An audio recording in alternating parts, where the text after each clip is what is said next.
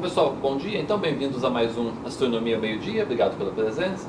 Antes de começar, deixa eu só dar um rápido recado. O seminário da quinta-feira que vem vai ser sobre a formação de elementos pesados, que é um tópico de evolução estelar. Ia ser o último seminário do semestre, mas na verdade vai ter mais um. Então, sem ser na quinta-feira que vem, na quinta-feira seguinte tem mais um seminário do Astronomia ao Meio-Dia, esse sim o último, e vai ser sobre a astronomia da civilização Inca. É um assunto bem interessante. Muito bem, então o seminário de hoje vai ser apresentado pela professora Vera, que é professora aqui do Departamento de Astronomia do IAG.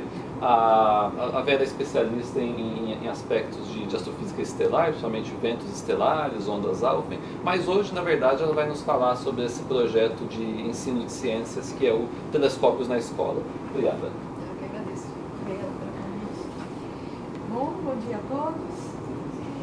Então, hoje vai ser uma palestra um pouco diferente, porque na verdade a gente está trabalhando numa equipe excelente agora, não que não fosse antes, porque aqui eu estou vendo o bolsista do TNE de anos anteriores, o Rodrigo, mas aqui nós estamos trabalhando com a professora Elisandra e a aluna da professora Elisandra, a Esther, que é da licenciatura em Ciências da Univesp, a Marli, que é do Instituto de Física, que é bolsista do TNE, e a Natália, que é do nosso bacharelado, que também é bolsista do TNE. E aí a ideia aqui é dar uma visão geral do que é esse projeto Telescópios na Escola, e eu vou começar introduzindo o projeto, e aí depois eu vou pedir para cada uma delas falar coisas específicas que elas acabaram trabalhando, tá? Então, eu vou falar, vou chamar a Esther vai chamar a Natália, que vai chamar a Marli, que vai chamar a Elisandra, tá bem? Bom, então, esse projeto Telescópios da Escola, ele começou por volta do ano 2000 e o projeto piloto terminou em 2005. Antes, o nome desse projeto era Observatórios Virtuais e ele começou sendo financiado pela Fundação Vitae.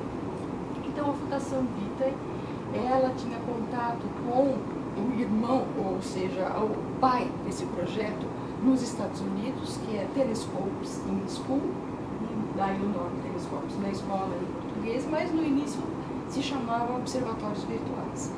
E o projeto piloto, ele terminou em 2005 e daí para frente nós recebemos ajuda financeira do CNPq, que também tem editais voltados à educação, e mais recentemente também auxílio da FAPESP, que também tem editais voltados para essa linha. Atualmente, nós recebemos auxílio muito importante da Pró-Reitoria de Cultura e Extensão, na forma de bolsas. Daí a gente tem, nos últimos anos, sempre conseguido bolsistas para o projeto da Pró-Reitoria de Cultura e Extensão.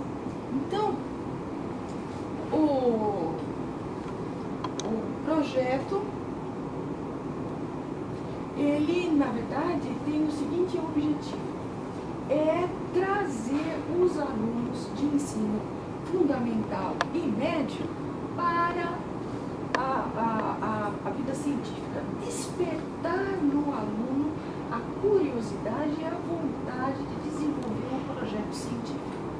Só que para isso, o que a gente faz é disponibilizar telescópios para que o professor, em sala de aula, junto com os seus alunos, adquiram imagens astronômicas em tempo real. Então, a ideia é estimular o aluno a desenvolver pequenos projetos científicos no início, para depois eles mesmos se desenvolverem. Tá?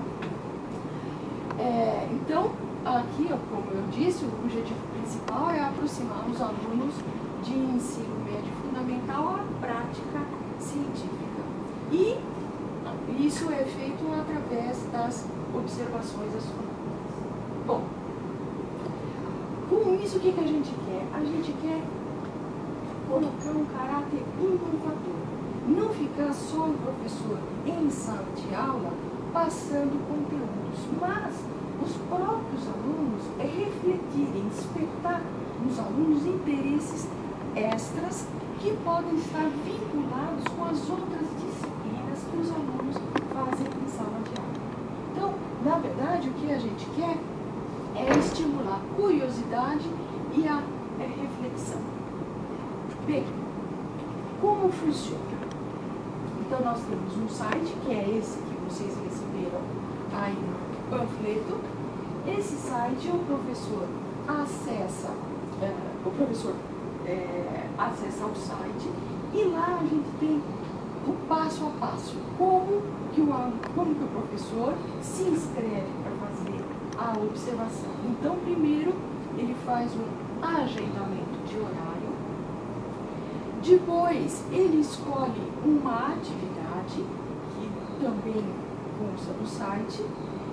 Um fato interessante é que o próprio professor pode sugerir uma atividade, dependendo do que ele está trabalhando com a sua turma em sala de aula, ele pode sugerir para o TNE uma atividade. E a gente, como equipe, elabora essa atividade para o professor.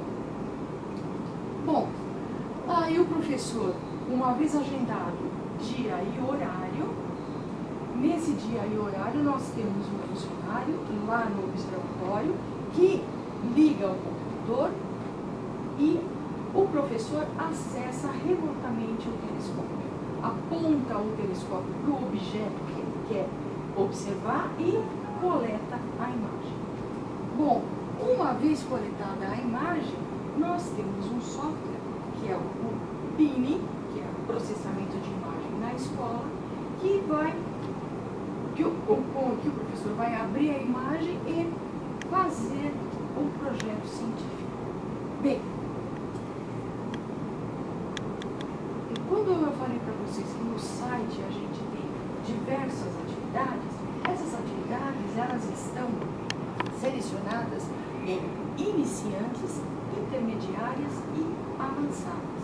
Então, dependendo do grau que os alunos e o professor estão, eles escolhem, começa com uma atividade inicial, que é a iniciante, passa para uma intermediária e, no final, ela elabora um projeto avançado.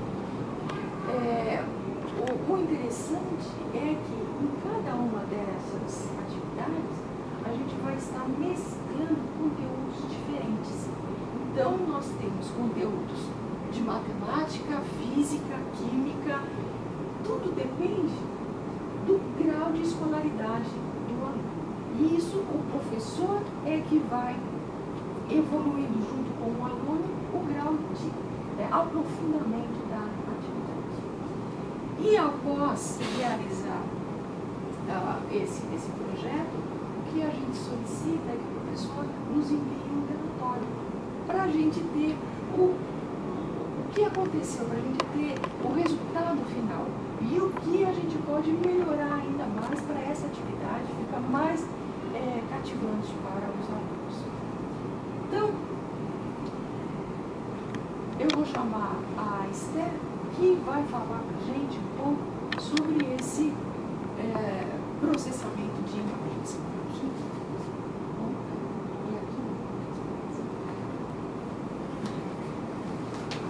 Boa tarde. Então, vou falar para vocês um pouco sobre o software. Então, depois da captura da imagem que é feita, fica disponível esse software no site. Vocês podem baixar, fazer o download ali no site, para o professor estar trabalhando com os alunos as imagens que ele obteve na captura. Então, esse software ele é feito na plataforma Java, né? Então ele é direcionado ao objeto, ele vai fazer a leitura dos arquivos pixels, né? Que são aqueles arquivos que cada pixel tem um cabeçalho, né? Com a coordenada de onde está o objeto que foi verificado e outras informações. Então o software vai ler esse arquivo. E ele tem umas vantagens, né, que a gente vê muito positivas, que ele é de fácil acesso, né, de fácil uso. Então está em português, né? E então o professor consegue, é assim, intuitivo o software. Ele consegue fazer facilmente as atividades. Então ali você pode abrir a imagem, você pode salvar ela com outra extensão de arquivo, como JPEG, IF. Você pode fazer alterações do contraste, diminuir ou aumentar brilho, dependendo do objetivo da sua atividade, você pode tratar essa imagem, você pode alterar a cor, fazer a cor negativa, colocar uma cor, depende do objeto que você quer evidenciar. Aí ele faz os cálculos, né, da estatística por área, dependendo da atividade que você vai fazer, você seleciona, né, nos menus o que você vai querer fazer. A Natália vai falar de uma atividade da Lua que vai ficar mais claro isso. Ele faz o cálculo da magnitude, você separa, é bem legal para o professor trabalhar com os alunos, né? Facilita bastante a vida do professor. É isso. Aí, agora a Natália vai falar.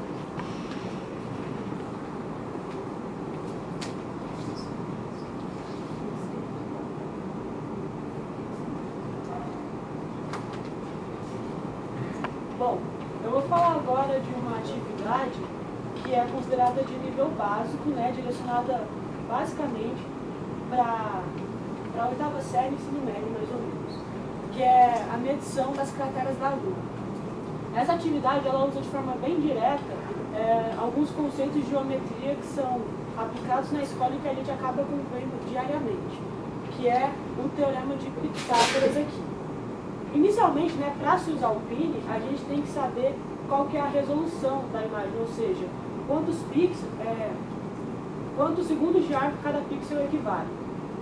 Essa definição aqui que a gente tem, que a cada pixel equivale a 0,1 segundos de arco, é exclusivo do telescópio Argus, que tem aqui no Observatório de Valinhos.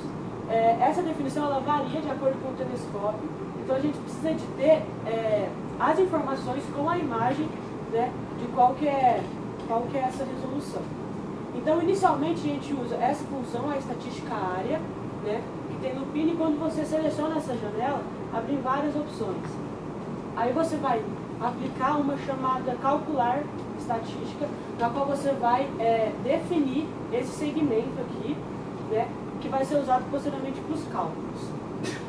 Uma vez que você seleciona esse segmento, vai ser gerado várias informações, como x0, x1, y0 e y1, que serão usados para aplicar no teorema de Pitágoras. Bom, basicamente funciona da seguinte maneira. Essas informações são dadas e o Pine, né, tem como se fosse um sistema de referência, onde o eixo y é o eixo vertical e o eixo x é o eixo horizontal. Exatamente por isso que a gente tem que usar o teorema de Pitágoras para ter o comprimento em pixels, né, desse segmento que a gente fez. Outro método que também tem que ser empregado para diminuir o erro, né, é medir, colocar esse comprimento em várias posições, né, e depois tirar uma média de forma a tornar mais verossímil, né, essa medida. Bom, uma vez com o diâmetro em pixels que a gente tem aqui, ó, 218,65, basta fazer duas regras de 3, que também é um processo bem básico, né, e que basicamente de nível médio, sim, ensino médio mais ou menos você vê, né, que primeiro você tem a resolução, como eu disse, que cada pixel equivale a 0,1 segundo de arco, e como você tem o tamanho, né, o diâmetro em pixels, você pode obter quanto isso equivale em segundos de arco, que no caso foi 21,86 segundos de arco. É conhecido, né, tem um valor aceito cientificamente, de que o raio da Lua equivale a 1.738,1 km, né, e que o arco disso equivale a 932,1 segundos de arco. Dessa forma, se faz outra regra de 3, né, e daí você obtém o valor, né, o diâmetro dessa cratera em quilômetros, que nesse caso deu 40,78, e daí também para você medir, né, para você verificar a eficácia desse procedimento, a gente colocou aqui qual que é o valor aceito, né, pela comunidade científica, que é de 44 quilômetros. Bom, partindo do pressuposto, né, de que o Pine foi um software desenvolvido basicamente para pessoas, né, que não estão na universidade e tal, Esse resultado é um resultado muito bom, né? Porque o PIN ele é de fácil acesso, ele é bem básico. Então, toda essa carga científica que a gente vê no DS9, que é um outro programa de tratamento de dados, não tem de forma tão intensa quanto no PIN. Esse daí foi só um exemplo do que a gente pode fazer usando as crateras lunares. Você também pode usar a imagem da Lua, né, que é essa daqui, que a gente disponibiliza também no site do TNE, para desenvolver diversas outras atividades, como, por exemplo, estudar como foi formada essas crateras, né, que daí você também já pode linkar com outro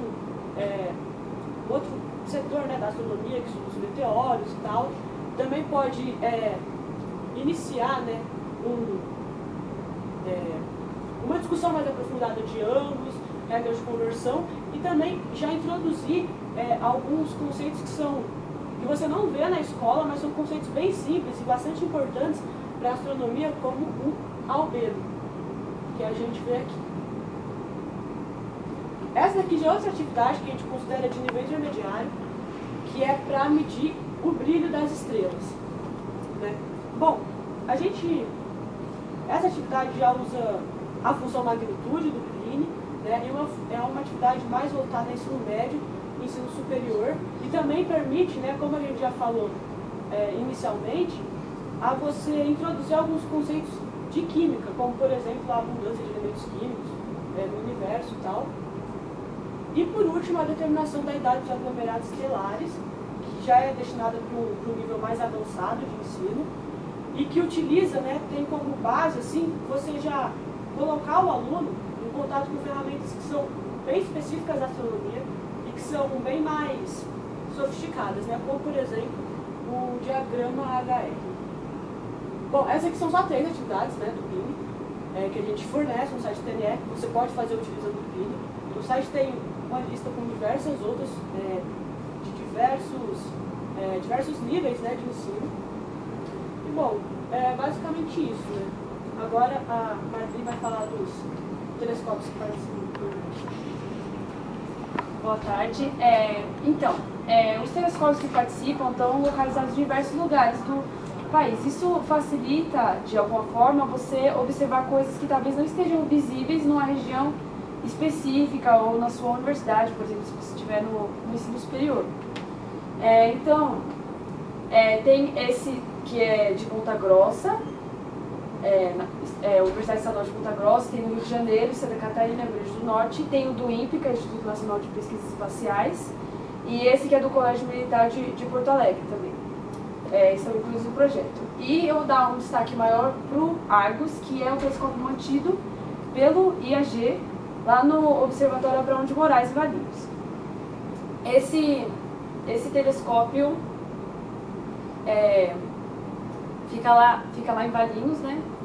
E essa imagem aqui foi tirada por um professor de Alagoas, usando o telescópio com controle via o computador, né? Então, o projeto pode ter um grande alcance, assim, de qualquer pessoa que queira utilizar os telescópios. E você pode tirar observações de lugares que não são perto, que é muito vantajoso de alguma forma. O Observatório Abrão de Moraes, aqui tem algumas imagens, lá tem esse telescópio Argus que a gente usa no projeto, o telescópio Obelix e o telescópio Meridional, que foi o primeiro de lá, de quando ele foi fundado, que fica só na linha meridional, então ele não muda de ângulo nesse eixo, assim, ele é bem grande mesmo. E o observatório, ele é mantido, né, pelo IAG, e fica na cidade de Valinhos. Ele foi construído naquele lugar, o lugar foi escolhido para que tivesse uma redução na influência da poluição atmosférica e da poluição luminosa das grandes cidades nas observações, né, para diminuir essa influência. Só que com o passar dos anos, depois do tempo que ele foi fundado, que já faz mais de 40 anos, a poluição de Campinas, de Valinhos de Vinhedo, começou a interferir um pouco nas observações que cientificamente tem uma interferência, mas para uso prático, didático e para divulgação científica ainda é muito útil, muito válido. E é isso. Agora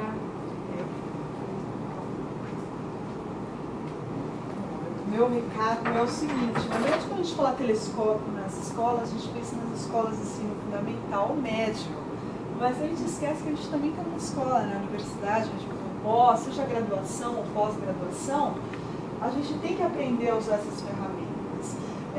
Veja que interessante, o TNE na verdade, é o uso de um telescópio. A gente tem um telescópio disponível para a gente usar para desenvolver projetos que a gente queira, né? O professor ele tem o direito, ele pode desenvolver um projeto, seja de nível básico ou de nível avançado. Além disso, a gente tem o PINI. O PINI nada mais é do que uma ferramenta de análise de dados, de imagens, que é muito semelhante, por exemplo, ao que a gente usa na vida profissional de um astrônomo, que é o IRAF, ou até outros programas como os mais sofisticados, o IDL, né? Eles fazem análise de imagens também. Então, na verdade, o que ele faz? Ele processa uma imagem que vem do telescópio. Primeira coisa que você tem que fazer para fazer um projeto é pensar qual vai ser esse projeto, que objetos vão estar disponíveis no céu, ou seja, planejar uma observação. Isso é uma atividade interessante em nível de pós-graduação, não só para um aluno da escola, né? Às vezes a gente entra na pós-graduação aqui de astronomia e nunca planejou uma observação, não sabe que objetos vão estar no céu em um determinado período.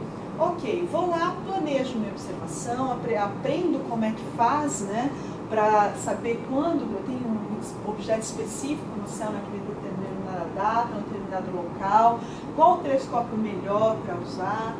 Além disso, eu tenho que saber quanto tempo eu tenho que observar um objeto. Objetos mais fracos, eu tenho que ter um tempo de exposição maior, objetos mais brilhantes, um tempo de exposição menor. Como eu faço para observar as duas coisas ao mesmo tempo? Veja bem, se eu observo um aglomerado de estrelas, eu tenho de tudo ali.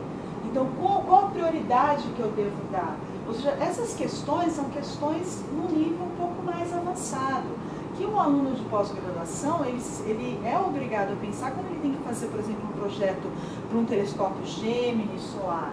Então, na verdade, o TNE é uma escola excelente, não só para a escola do ensino fundamental e médio, mas também na verdade, para pós-graduação, né, para graduação, para te dar umas expertises, umas ideias do que representa de fato uma observação. Né? Além disso, depois, análise de dados. O PINI você pode fazer, por exemplo, uma imagem colorida. A gente vê aí na Super Interessante, nas revistas, imagens bonitas, né? Como se faz uma imagem colorida? Na verdade, é a composição de 3 filtros. Né? Você pode fazer isso também com o TNE.